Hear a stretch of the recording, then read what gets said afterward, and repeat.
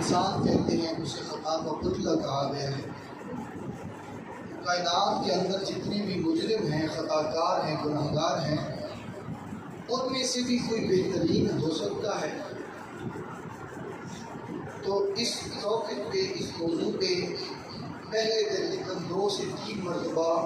اشارتاً یا کنایتاً گفتگو ہو چکی ہے،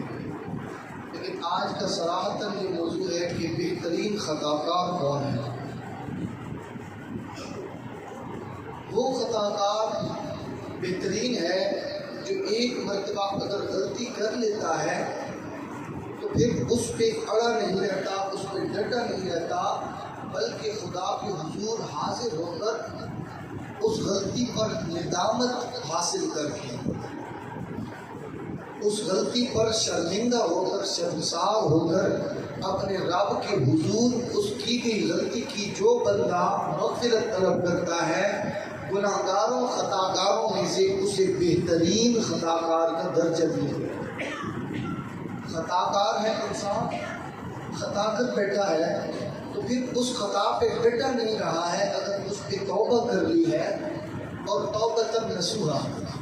جس کا کئی ایک دفعہ آپ کے سامنے ہو چکا ہے تذکرہ، ایسی توبہ کہ اس کے بعد پھر جس کام سے توبہ کی اس کی طرف دیکھا تک نہیں، ساری عمر اس کے بغیر گزار دی، ایسی توبہ کر لی تو ایسی توبہ کرنے والا شخص جو ہے وہ بہترین خطا کار، خطا کی ہے، خطا کر لی، اس کے بعد پھر اللہ رب العزت کو اس قدر راضی کر لیا اور اس جو خطا کی تھی اس سے اس قدر دور ہوا کہ اس کی زندگی ختم ہو گئی ہے، وہ اس سے پھر وہ خطا سے دوبارہ نہیں ہوئی ہے، ایسے شخص کے بارے میں بہترین خطا کار کا لفظ استعمال کیا۔ اللہ رب العزت نے امت محمدی پر بہت سارے انعامات کیے۔ اب دیکھ لیجئے کہ پہلے جتنی بھی امتیں گزری ہیں ان میں سے کئی ایک امتیں ایسی تھیں کہ غیر دانستہ طور پہ بھی، یعنی جان بوجھ کر نہیں، لا علمی میں اگر گناہ کر دیتے تھے تو ان کے صبح دروازے پہ لکھا ہوتا تھا کہ فلاں شخص نے یہ گناہ کیا، اور ان کے چہروں پہ لکھ دیا جاتا تھا کہ یہ بندہ فلاں گناہ کا ارتکاب کر چکا ہے۔ چہرے بدل جاتے تھے، عذاب فوراً آ جاتا تھا، لیکن اللہ رب العزت نے کریم آقا صلی اللہ علیہ وآلہ وسلم کی ذات والا شان کے تصدق سے امت محمد پہ یہ احسان فرمایا ہے کہ غلطی اگر کر لو تو میں اس وقت سزا نہیں دوں گا بلکہ تمہیں مہلت دوں گا تا دم آخر، کہ اگر تم صرف کے دل سے توبہ کر لو گے میں رب ذوالجلال تمہیں معاف فرماؤں گا۔ یہ خاص امت محمدی پہ رب کا انعام ہے۔ یہ خطا ہو گئی، اگر نادم ہو گیا، صدق دل سے توبہ کر لی، اللہ رب العزت اس خطا کی معافی عنایت فرمائے۔ اور پھر دیکھیے مشہور صحابی رسول صلی اللہ علیہ وسلم حضرت ابو ہریرہ رضی اللہ تعالیٰ عنہ، آپ فرماتے ہیں ایک مرتبہ میں رسول اکرم صلی اللہ علیہ وسلم کی اقتداء میں نماز عشاء پڑھ کر واپس گھر جا رہا تھا، تو میں نے راستہ میں ایک بی بی کو دیکھا جو بالکل خود کو لپیٹے ہوئے کھڑی تھی، یعنی باپردہ بن کے کھڑی تھی۔ تو اس نے مجھے اپنی طرف بلایا، مجھے پکار کر کہا، اے ابو ہریرہ مجھ سے بہت بڑا گناہ ہو گیا ہے، کیا میرے لیے توبہ ہے؟ تو میں نے اس سے گناہ کی تفصیل پوچھی، اس نے بتائی، تو میں نے اسے کہا کہ تو ہلاک ہو گئی اور دوسروں کو بھی تو نے ہلاکت میں ڈالا۔ اس طرح کا اس نے کوئی گناہ کیا تھا، اتنا بڑا گناہ کرنے کے بعد بھی توبہ کی امید رکھتی ہے، اللہ پاک کی قسم تیرے لیے کوئی توبہ نہیں۔ حضرت ابو ہریرہ نے یہ فرما دی تیرے لیے کوئی توبہ نہیں ہے، تو نے گناہ کیا۔ حضرت ابو ہریرہ رضی اللہ عنہ جب یہ فرماتے ہیں کہ اس خاتون نے جیسے ہی میری بات سنی تو اس پر ندامت و شرمندگی کا غلبہ ہوا اور وہ بہت زیادہ کانپنے لگی اور کانپتے کانپتے بے ہوش ہو کر زمین پہ گر پڑی۔ وہ بی بی جس نے گناہ کیا تھا وہ زمین پہ گر پڑتی ہے، اور پھر فرماتے ہیں کہ میں اسے چھوڑ کر اپنی راہ کو چل دیا۔ پھر مجھے خیال آیا کہ کریم آقا صلی اللہ علیہ وسلم ہمارے درمیان موجود ہیں، ان کے ہوتے ہوئے میں مفتی بن کے اپنی طرف سے میں نے اسے بتا دیا کہ تیرے لیے توبہ نہیں ہے، تو آپ انتظار کرنے لگے صبح کا۔ صبح پھر آپ سرور کائنات صلی اللہ علیہ وسلم کی خدمت عالی شان میں حاضر ہوئے،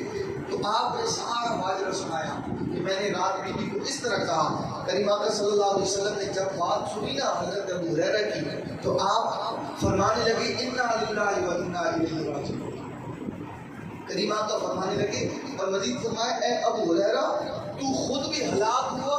اور اس عورت کو بھی ہلاکت میں ڈالا، کیا تمہیں اللہ کا یہ فرمان یاد نہیں ہے الا من تاب وآمن وعمل صالحا فاولئک یبدل اللہ سیئاتہم حسنات؟ کیا تجھے یہ خدا کا یہ فرمان یاد نہیں ہے جس کا معنی یہ بنتا ہے کہ جو توبہ کرے اور ایمان لائے اور اچھا کام کرے تو ایسوں کی برائیوں کو بھی اللہ نیکیوں میں تبدیل کر دیتا ہے؟ کیا ہے بول رہے ہو تو نے یہ قول نہیں سنا تھا، خدا کا تو یاد نہیں تھا؟ تو اس وقت جب مصطفیٰ کریم نے یہ فرمایا تو حضرت ابو ہریرہ رضی اللہ عنہ فرماتے ہیں کہ مجھے اپنے آپ میں ندامت ہوئی۔ دیکھیں نا جی، ایک غلطی ہو گئی، ایک خطا ہو گئی، اس پر ڈٹے رہنا یہ بہترین خطا کار کا کام نہیں ہے،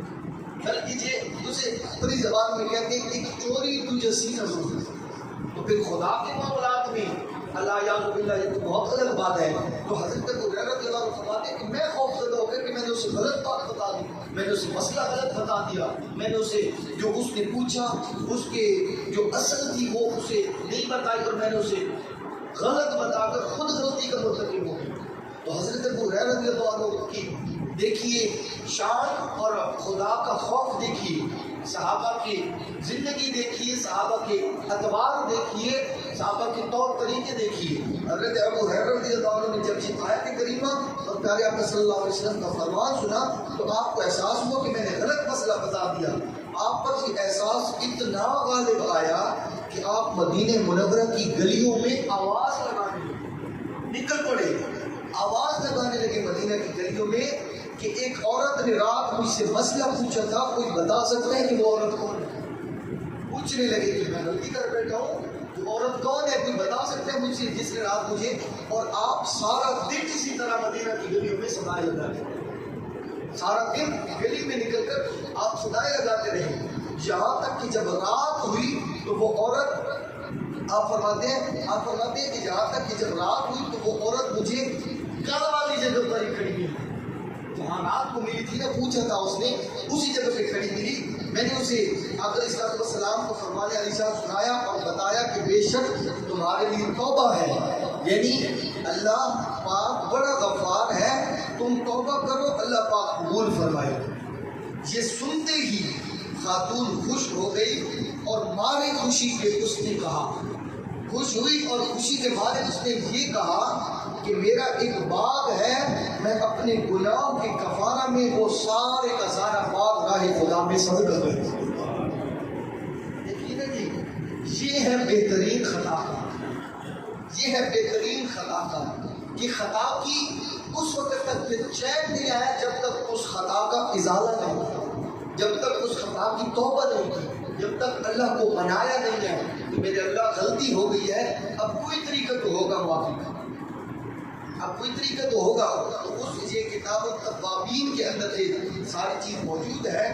حضرت ابو ہریرہ رضی اللہ عنہ کا یہ جو سارا واقعہ ہے اس سے سبق ہمیں ملتا ہے کہ کوئی کسی قسم کی بھی اگر بات ہو یا مسئلہ ہو تو اپنی طرف سے بندے کو ڈکلیئر نہیں کرنا چاہیے، اپنی طرف سے مفتی نہیں بننا چاہیے۔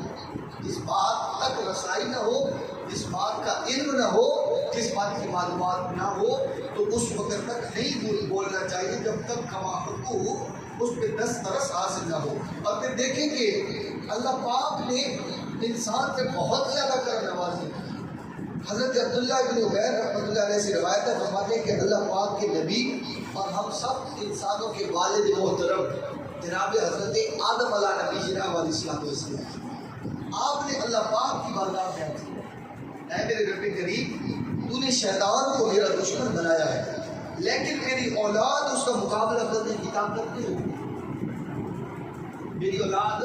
شیطان کا مقابلہ کرنے کی طاقت نہیں رکھتی ہے۔ تو اللہ پاک نے فرمایا اے آدم، آپ کی اولاد میں قیامت تک جو بھی انسان پیدا ہوگا میں نے اس کے ساتھ ایک محافظ فرشتہ مقرر فرماؤں گا، میں اس کے ساتھ ایک محافظ فرشتہ مقرر فرماؤں گا جو اس انسان کی شیطان سے حفاظت کرتا ہے۔ یہ امت محمدی پہ کرم ہے اللہ رب العزت کا۔ اور پھر حضرت آدم علیہ السلام نے عرض کی مولا اس سے بھی زیادہ کچھ کرم فرما، یہ تھوڑا ہے میری اولاد پر، اس سے بھی زیادہ کچھ کرم نوازی فرما۔ اللہ پاک نے فرمایا آدم اپنی اولاد کو، میری جو اولاد ہوگی نا، اللہ رب العزت نے فرمایا اے آدم آپ کی جو اولاد ہوگی اسے ایک نیکی کا اجر 10 گنا ملے گا، اور اس سے مزید بھی میں اگر چاہوں گا تو اس کا اجر بڑھا دوں گا۔ یہ امت محمدی پر ایک نوازش ہے۔ اور ساتھ ہی فرمایا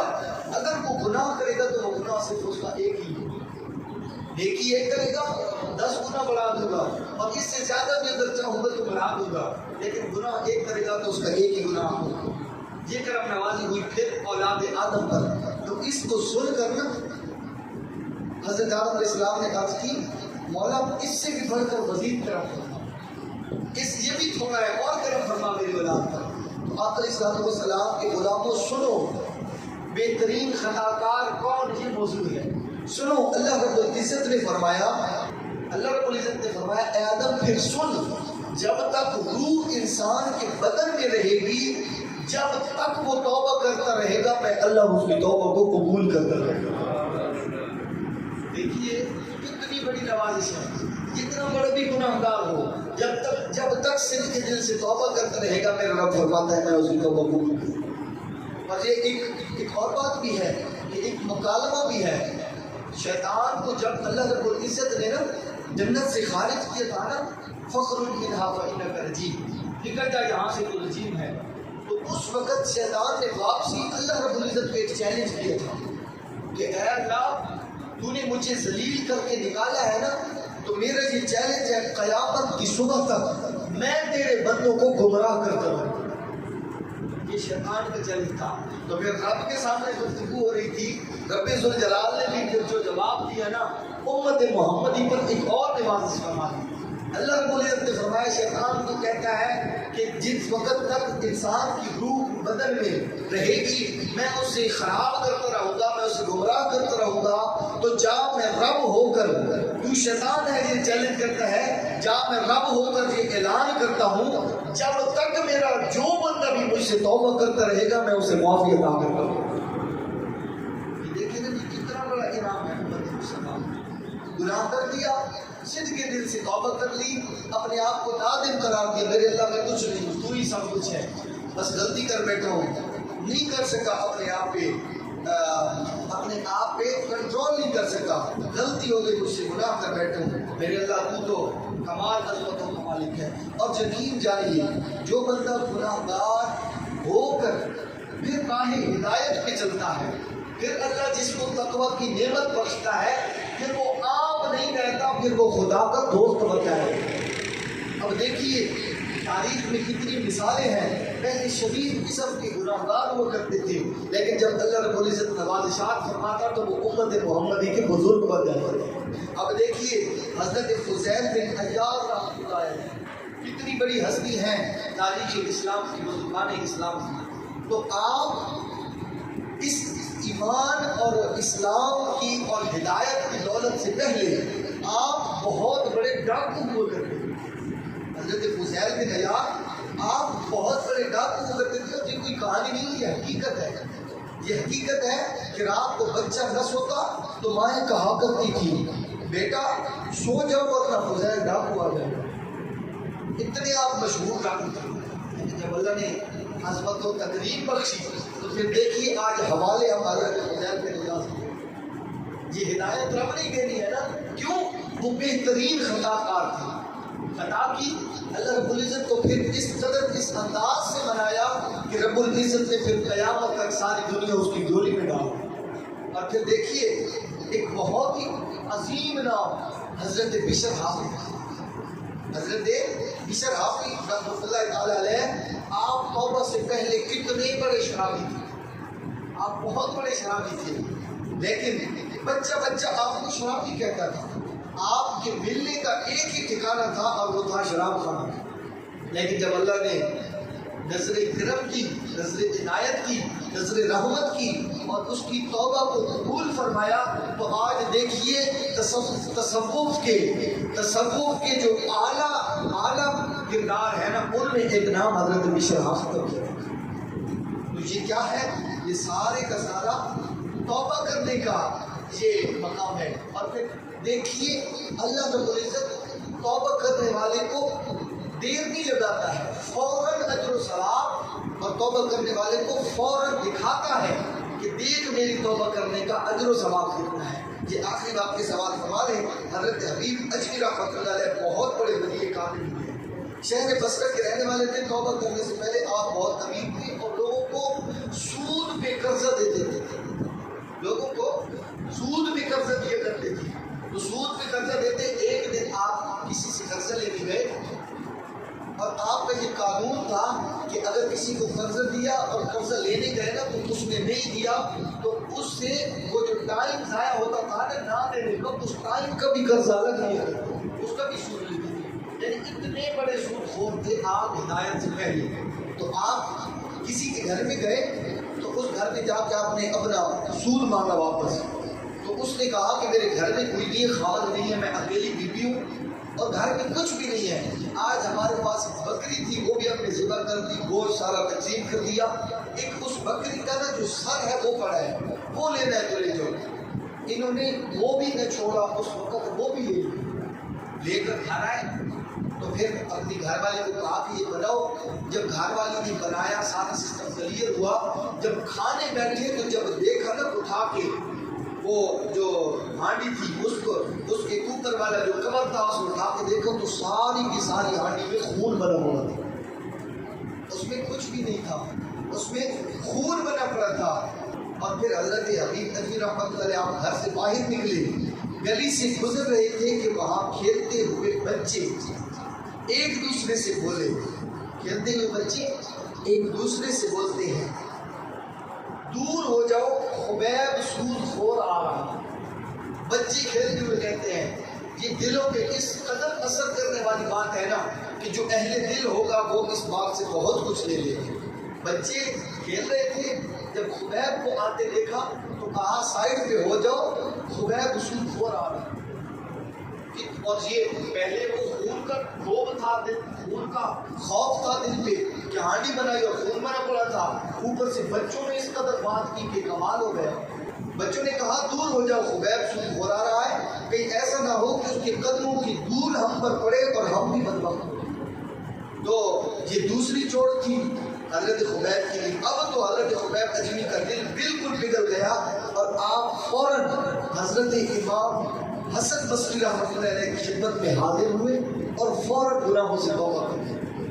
اچھا جب گناہوں سے توبہ کر کے پھر گھر کی طرف چلے نا، اسی راستہ سے وہی بچے وہیں کھیل رہے تھے، کبھی جب گھر واپس آ رہے تھے کہ دیکھا